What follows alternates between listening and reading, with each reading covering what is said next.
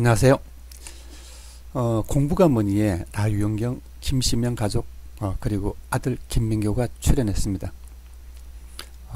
엄청나게 행복하고 두 번째로 모두 착하고 열심히 살아가는 가족이었습니다. 근데 이제 공부 부분에서는 모자라는 부분이 있다는 생각이 들어서 동영상을 찍게 되었습니다. 우리 한국의 전통적으로 가족들은 어떤 특징이 있습니다. 다시 말하면 지시적이고 명령적이죠.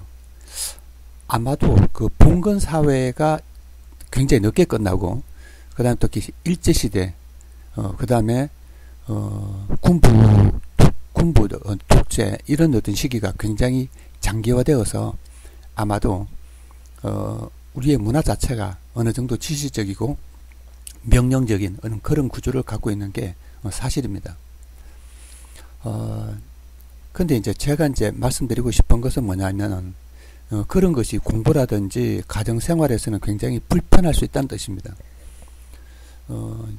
이제 대표적으로 뭐냐면 이제 가정에서 부모님이 자녀분을 직접 가르치는 경우가 굉장히 많습니다.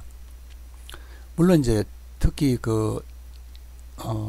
교육이라는 것은 보면은 초등학교 입학 이전에는 보통 가정에서 교육이 이루어지고, 여기서 교육이라는 것은 일반적인 도덕교육이나 그런 걸 말하는 게 아니고 공부와 관련된 교육을 말합니다.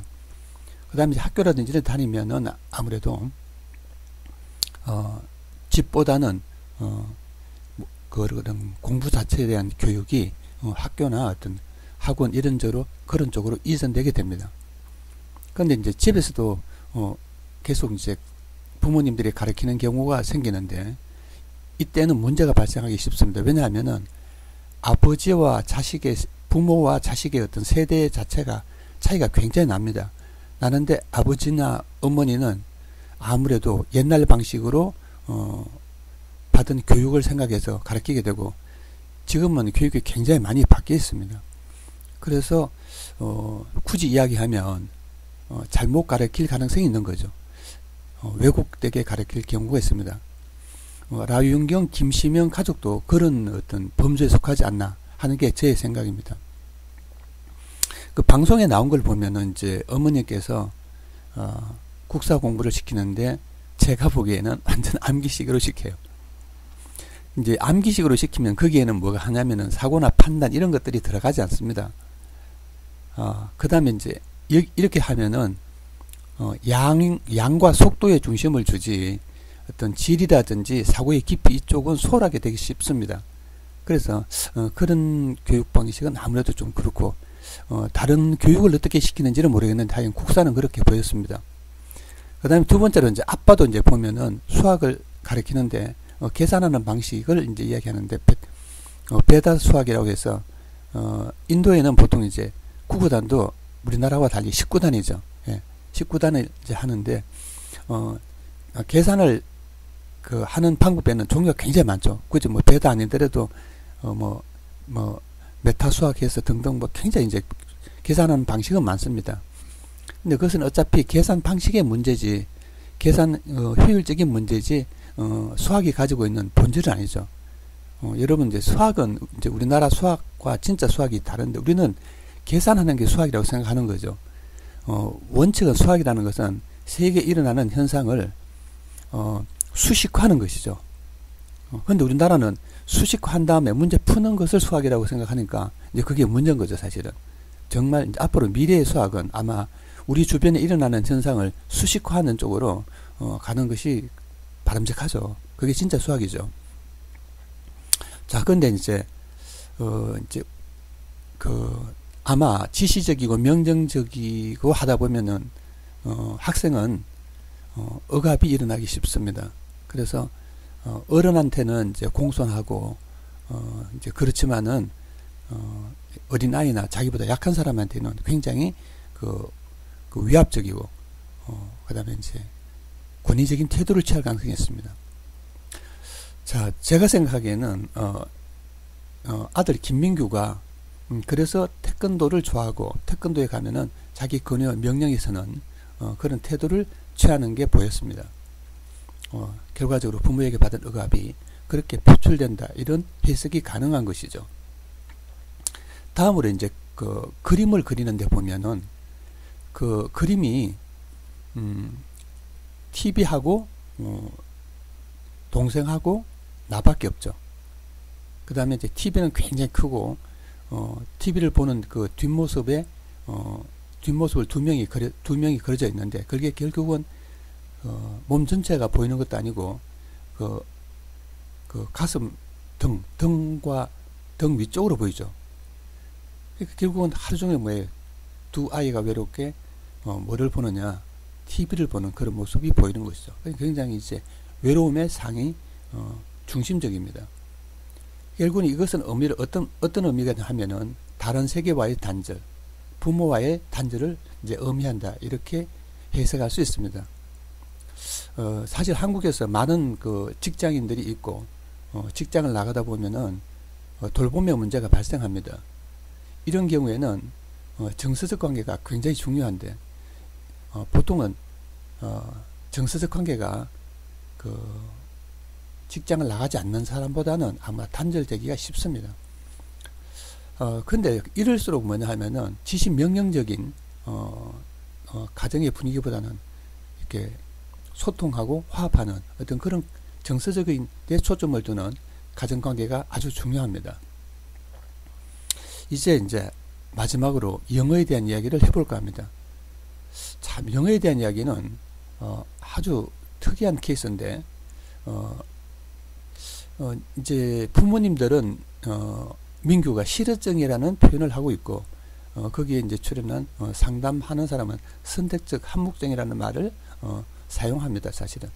근데 실제로는 이제 이 개념이 상당히 애매합니다. 먼저 실어증부터 보면은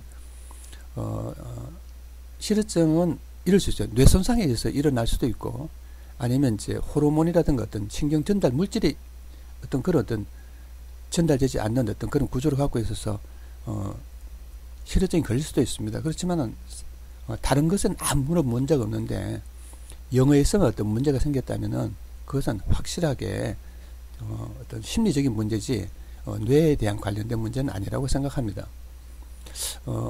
선택적 한묵증이라는 말은 이제 DSM-5에서 사용하는 말인데 어쨌든 이 부분은 그렇게 만만한 이야기가 아닙니다. 그래서 어쨌든 확실한 것은 어떤 심리적인 심리 정서적인 어떤 문제가 있어서 영어가 안 되는 것은 확실합니다. 왜냐? 어릴 때 영어를 엄청 잘하고 원어민하고도 소통을 했는데 지금 영어를 못하는 거 보면 문제가 발생한 것이죠. 그래서 그 부분은 전문가와 관련된 좀 지속적인 상담이 필요합니다. 한국의 경우 보면은 이렇게 병원에 가서 약을 주듯이 간단한 방법 한 가지로 모든 것이 해결된다는 식의 생각을 하기 쉬운데 특히 정신적이고 우리가 어떤 그런 정신을 이용한 기능적인 측면은 그렇게 단순하지 않습니다. 그래서 전문가와 굉장히 지속적인 상담이나 어떤 그런 것을 통해서 문제를 해결하는 게 이제 좋을 거라고 생각합니다. 이제 좀 정리를 해보겠습니다. 민규를 정리해보면 제가 보기엔 사고력이 굉장히 약합니다. 그 다음에 아직까지 좀 나이에 비해서는 좀 어린 느낌이 아닌가 하는 생각이 듭니다. 이건 뭐 그렇게 중요한 부분은 아닌데 나이가 들면 뭐 어떤 애들은 좀 정신적으로 일찍 성장하는 애도 있고 늦게 성장하는 것도 있는데 뭐 늦게 성장하다고 그게 열등하거나 좋지 않고 이런 것은 아니죠. 그래서 그런 부분은 별로 중요한 게 아니라고 생각하고, 그 다음에 또 그에 맞게 사고도 성장하는데 어떻게 보면 사고도 별로 중요하지 않아요. 근데 문제는 뭐냐면 사고하는 힘 자체가 좀 약하다는 생각이 들어요. 그래서 그와 관련되는 사고력이 약하면은 어떤 문제가 발생하냐면은 기초 학력이 약할 가능성이 많고 또 뭐냐면 공부의 효율성이 약할 가능성이 많습니다. 그런 부분은 사고력을 키워주든가 기초 학력과 공부의 효율성이 높일 수 있는 그런 전문적인 어떤 상담과 학습을 받는 게 좋습니다. 집에서 해결하기는 쉽지 않습니다. 우리는 이제 보통 사람들이 제가 이제 처음에 한 이야기지만은 그냥 집에서 어른들이 공부를 잘했으니까 공부를 시키면 된다는 생각을 하기 쉽습니다. 그거 쉽지 않습니다. 그와 관련된 전문가에 맡겨서 문제를 해결하는 것이 가장 좋다고 생각합니다. 혹시 나윤경, 김신명 그 부부나 어떤 그 가족이 제 혹시 이 동영상을 보게 되면은 참고하시면 좋겠습니다. 뭐 필요하시면 저한테 그 밑에 댓글 남기시면은 저도 도움이 될지도 모른다는 생각을 합니다. 제가 이제 이렇게 하는 것은 누구를 비판하거나 뭐 어떻게 비난하기 위한 게 아니라 1차적으로 이 동부가 뭐니라는 방송을 본 사람들하고 어떤 공부에 관련된 어떤 그 공부의 언저리에 관련된 어떤 그런 것을 공유하고 서로 도움을 받고자 하는 것이니까 참고하시길 바랍니다. 감사합니다.